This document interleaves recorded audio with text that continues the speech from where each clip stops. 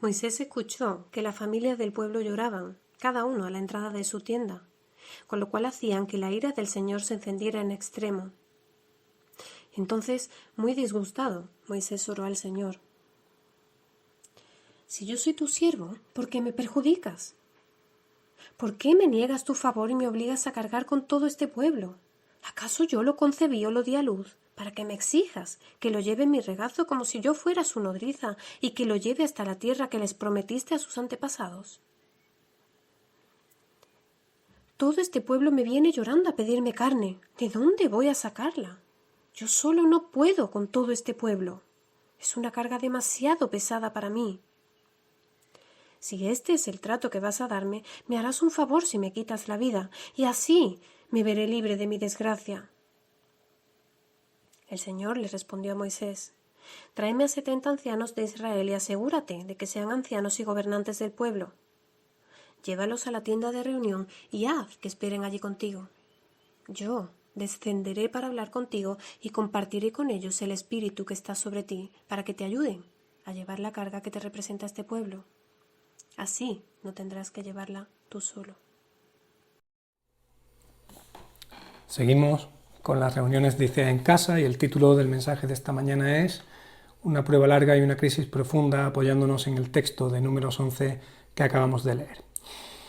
Como sabemos, es un momento que viene precedido por las quejas crónicas del pueblo de Israel después de salir de Egipto. Ellos ya no se acordaban de la esclavitud, ya no se acordaban del látigo y solo se acordaban de la barriga llena y de la carne y del pescado, y el pueblo llega un momento en el que llora y llora y llora en la puerta de sus tiendas, y Moisés entra en una crisis profunda como consecuencia de una situación que viene de lejos, de la ingratitud y de la rebeldía del pueblo de Israel. Es una situación que no solamente viene de lejos, sino que además se va a prolongar durante años. Es decir, es una prueba larga y además es una crisis profunda la que va a enfrentar Moisés. Y claro, no es difícil identificar que el momento histórico que nos está tocando vivir es un momento de prueba que no va a ser precisamente corta, y no es difícil entender que es un momento que nos puede hacer entrar en una crisis emocional y en una crisis psicológica y espiritual que también pueden llegar a ser profundas.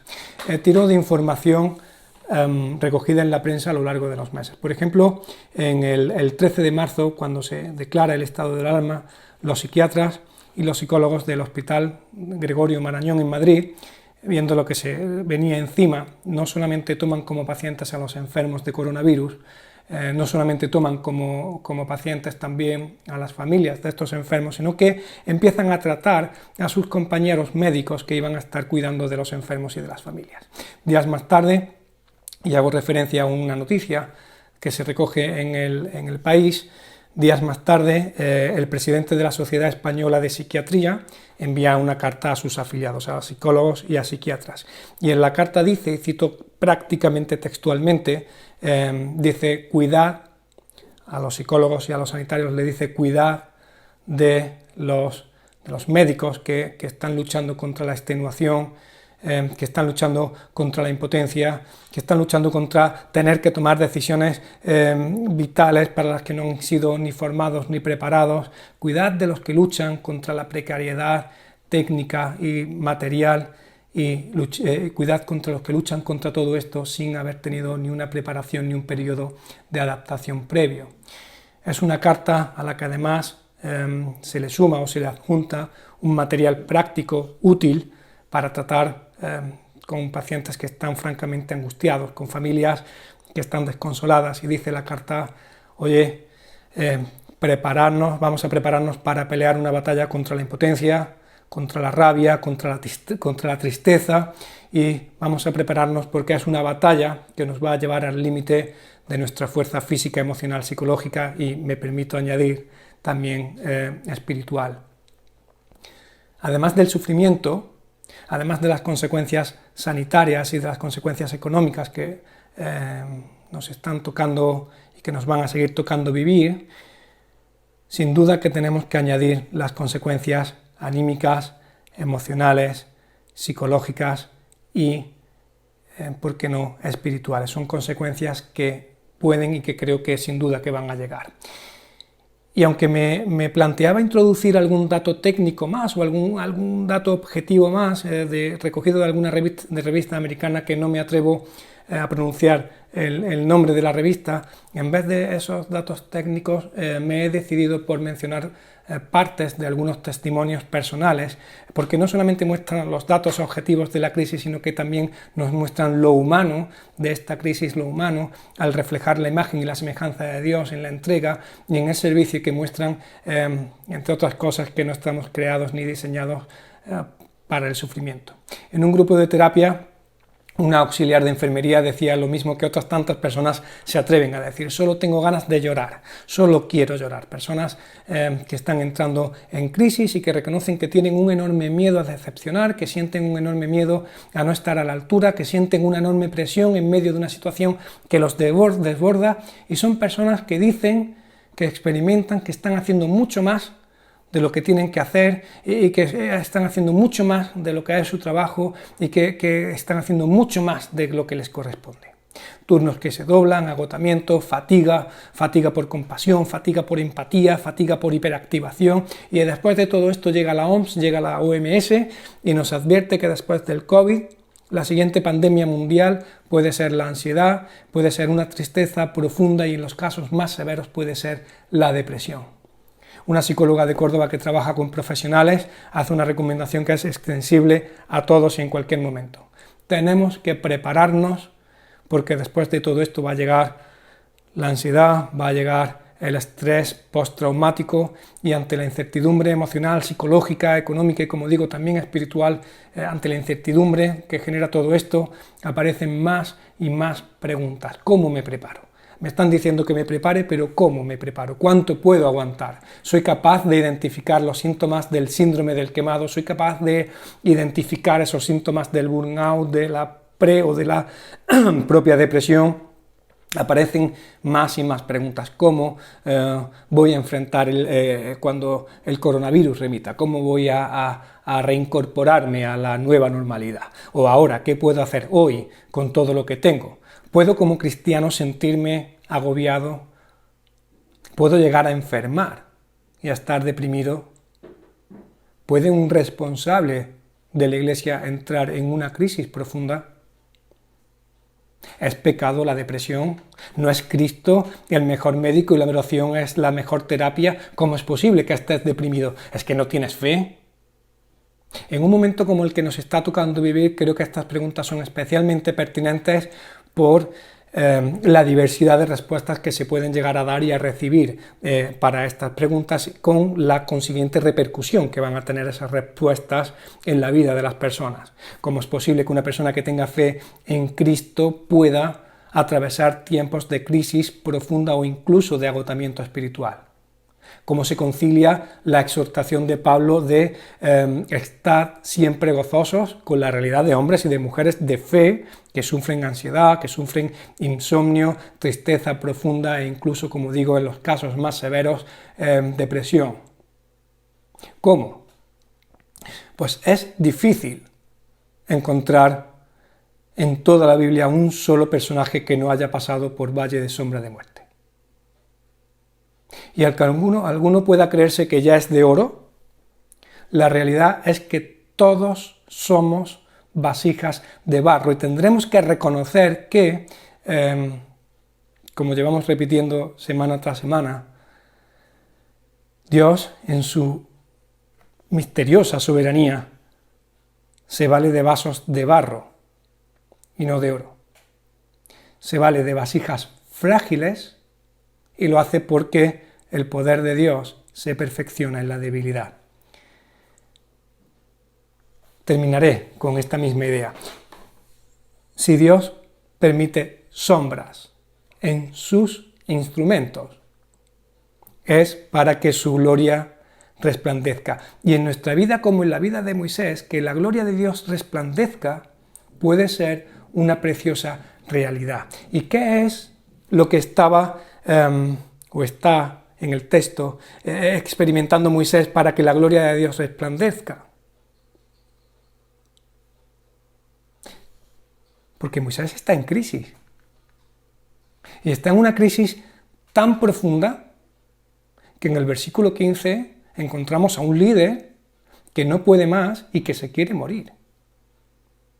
El hombre que Dios ha elegido para guiar a su pueblo después de salir de Egipto, ese hombre que en Hebreos leemos de él que se sostuvo como viendo al invisible, el estado de esta persona es tal que se quiere morir. Cansado de la rebeldía del pueblo de Israel, cansado de las quejas del pueblo, aplastado por el peso de la responsabilidad, sintiéndose muy solo, sintiéndose tremendamente agotado, su espíritu se aflige y Moisés dijo a Dios: ¿por qué me tratas mal? ¿Por qué no hallo gracia delante de tus ojos? ¿Por qué has puesto esta carga tan pesada sobre mis hombros? Señor, no puedo con esto. Es una situación que viene de lejos, es una situación que me desborda, es una situación que está sobrepasando a Moisés y Moisés, entiendo que deprimido Moisés, no quiere más de esto. Como creyentes, atravesando la situación que estemos atravesando un síntoma previo a ese síndrome del quemado, un síntoma previo a esa depresión o ya de ese síndrome y de esa depresión, un síntoma a vigilarse con tranquilidad porque Dios nos va a contestar y ahora veremos cómo contesta Dios. Un síntoma a vigilarse es si estamos continuamente pidiéndole cuentas a Dios por su forma de actuar. ¿Por qué me tratas mal? ¿Por qué no hallo gracia a tus ojos? ¿Por qué tengo que cargar con todo esto? ¿Por qué me ha tocado a mí enfrentar esta situación? ¿Por qué tengo que enfrentarlo sin medios? ¿Por qué tengo que enfrentar trabajos que no me corresponden? ¿Por qué tengo que doblar turnos? ¿Por qué tengo que presenciar a familias que se despiden de sus seres queridos detrás de un cristal si es que tienen la, entre comillas, suerte de poder despedirse de ellos? ¿Por qué, Señor? ¿Por qué? ¿Por qué? ¿Y por qué? Confusión, incertidumbre y protesta ante una situación que te consume y además es una situación que se alarga y que tiene pinta de alargarse en el tiempo. ¿Por qué, Señor? ¿Por qué? Derramar libremente todo lo que hay en nuestro corazón delante del Señor puede y ha de ser una protesta terapéutica, porque hay pocas cosas tan liberadoras como poder expresar libremente nuestros pensamientos y nuestras emociones. Es como descargar parte de eso que nos oprime. Cargo al que me escucha, pero a mí me libera. Y la persona que te escucha, en este caso Dios, la persona que te escucha puede mostrarte su amor solo con escucharte. Así que vamos a permitirnos amarnos unos a otros y vamos a hablarnos y vamos a escucharnos y vamos a contarnos también entre nosotros cómo estamos.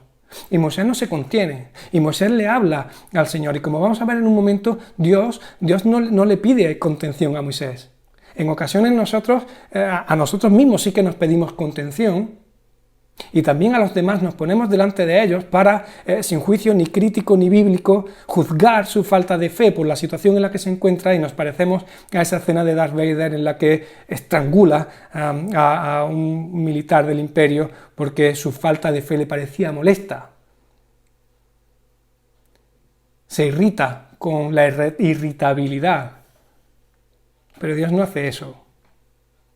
Moisés necesita vaciar su enfado, necesita vaciar su frustración y a diferencia de nosotros Dios no responde irritado a la irritabilidad de Moisés. En ocasiones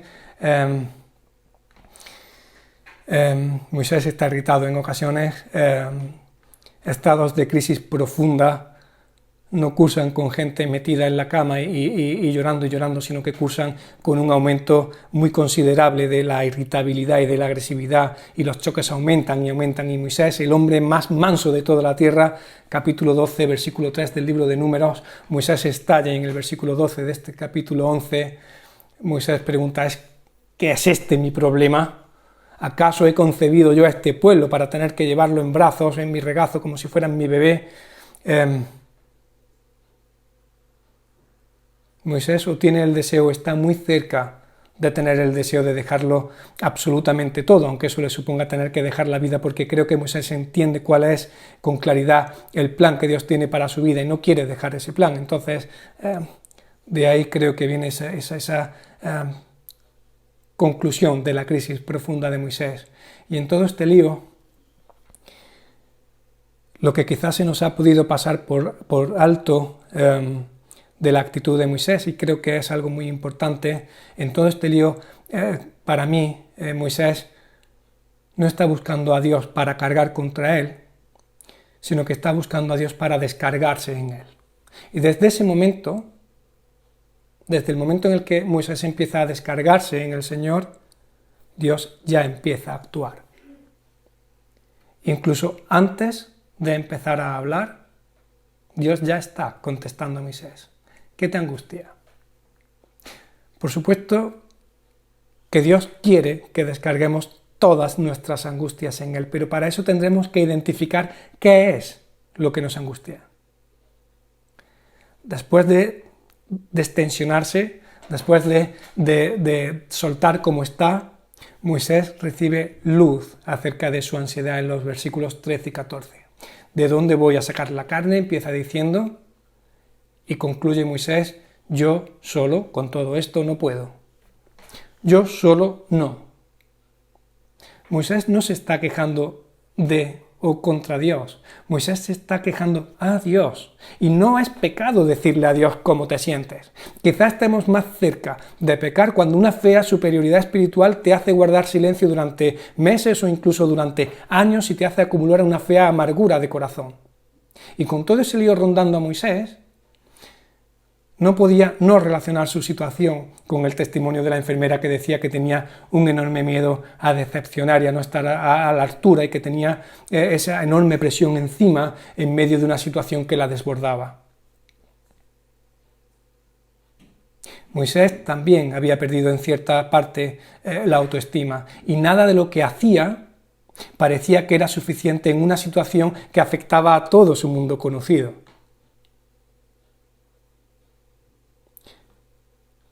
Igual que la enfermera, igual que cualquiera de nosotros, Moisés se siente demasiado pequeño en algo tan grande como lo que le está rodeando. Señor, ¿por qué me has puesto aquí? Y es que sin duda que la crisis profunda que sufría Moisés y de la que también nos está avisando ahora la OMS a cada uno de nosotros es una crisis que no solamente afecta al pensamiento y no solamente afecta a los sentimientos, sino que también puede llegar a afectar a nuestra voluntad. Señor, ya no quiero más. Ya no puedo más. Ya no quiero seguir peleando. No puedo más con esto. Y por eso me parecía tan relevante la carta del presidente de la Sociedad Española de Psiquiatría. Preparaos para seguir batallando en oposición al ya no puedo o al ya no quiero seguir batallando más. Preparaos para una batalla que os llevará al límite, a una batalla para la que os ofrezco recursos prácticos en este dossier que adjunto, recursos útiles, recursos buenos, recursos necesarios, recursos que seguro que se van a usar en una situación como la que actualmente estamos viviendo, pero que son recursos que a un nivel más profundo creo que se quedan cortos y creo que en sus limitaciones es donde se abre una puerta para ver qué es lo que dice Dios al respecto. ¿Qué nos dice Dios al respecto? Pues Dios empieza por darnos la libertad necesaria para desahogarnos. Lo has soltado todo, ¿sí? ¿Qué es lo que te angustia? Así que primero Dios da y Moisés recibe luz en el asunto. Como tantos otros, Moisés, tensionado emocionalmente, mermado psíquicamente, Moisés reconoce que la situación le desborda. Versículo 14, crisis identificada. No puedo con esto. Punto número 2. Dios ni censura la actitud de Moisés, sino que lo comprende. Dios no le reprocha, eres un incapaz, eres un incompetente, eres con todo lo que estás recibiendo de mí, ¿cómo te plantas a decirme esto? No lo trata con rudeza, sino que en Dios la comprensión sustituye a la represión, a la reprensión. Nada de cómo es posible esto, nada de los creyentes no se deprimen, nada de si tienes fe no puedes agotarte, nada de... No, reúne 70 ancianos. Ve a la puerta del tabernáculo, allí nos vemos, allí hablamos, tranquilo, reúne 70. Dios no reprende. Dios comprende a Moisés. Tercero, Dios provee de ayuda práctica. No puedes solo, pero es que no estás solo, tú no lo ves, pero alrededor tuyo hay personas capaces que te pueden ayudar, unas 70. Ante una prueba larga, ante una situación de crisis profunda, Dios provee de los recursos. Y aunque la situación de Moisés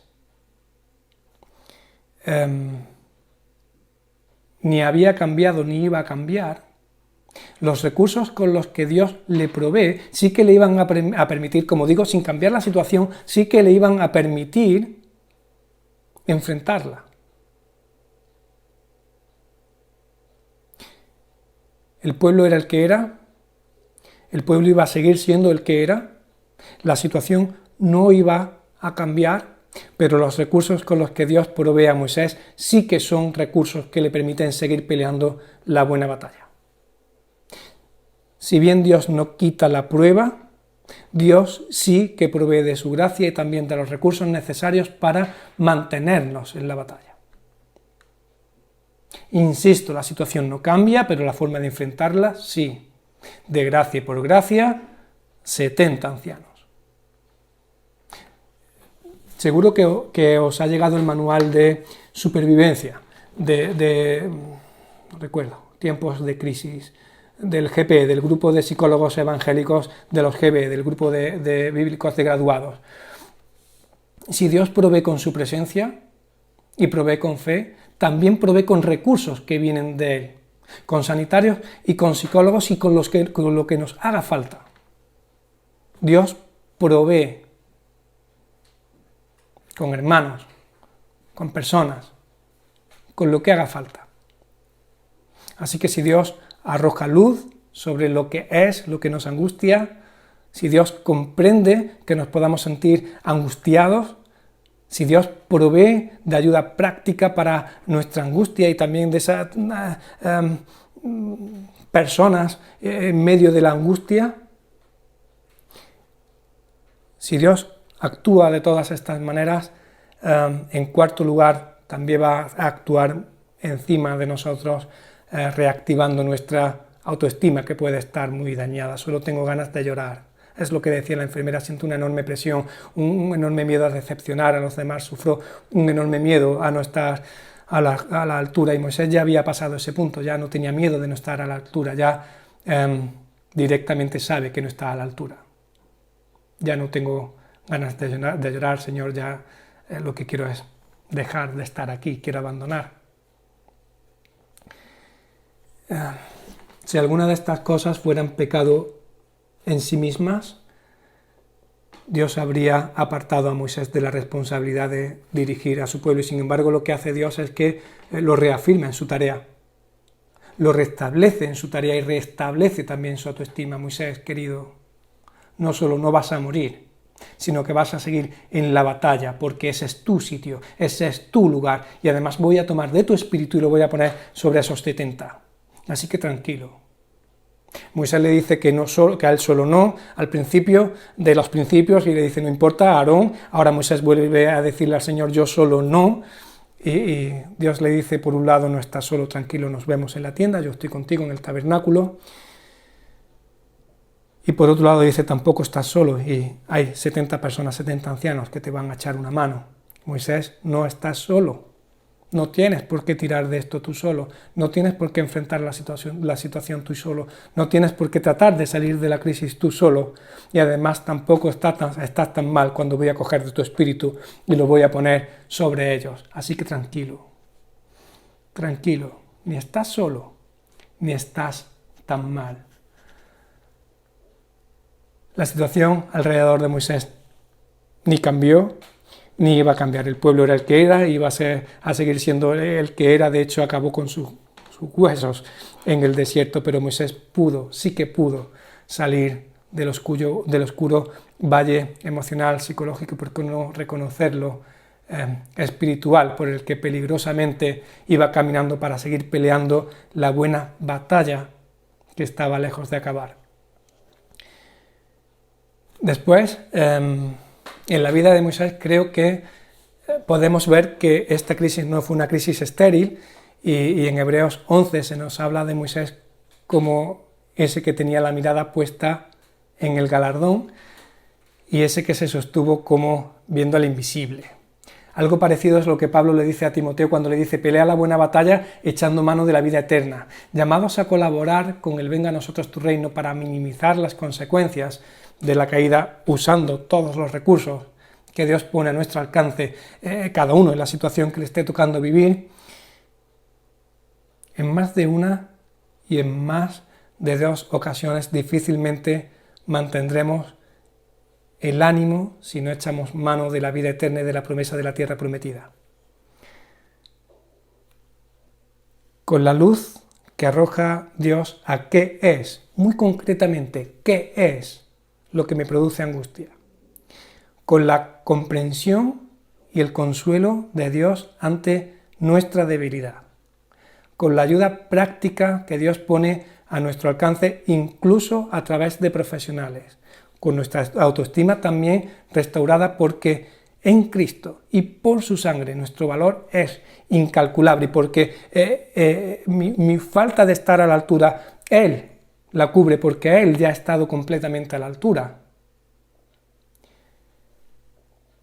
Con la luz puesta en todo esto, que el Señor nos permita seguir en la buena batalla contra las consecuencias de la caída, confiando en que Él ha vencido definitivamente, y que el Señor fortalezca nuestra fe en la prueba larga, a pesar de la crisis. Y a pesar de la crisis, porque si Dios permite sombras en sus herramientas, es para que su gloria resplandezca. Que el Espíritu del Señor nos dé tranquilidad en todo esto, y que así sea.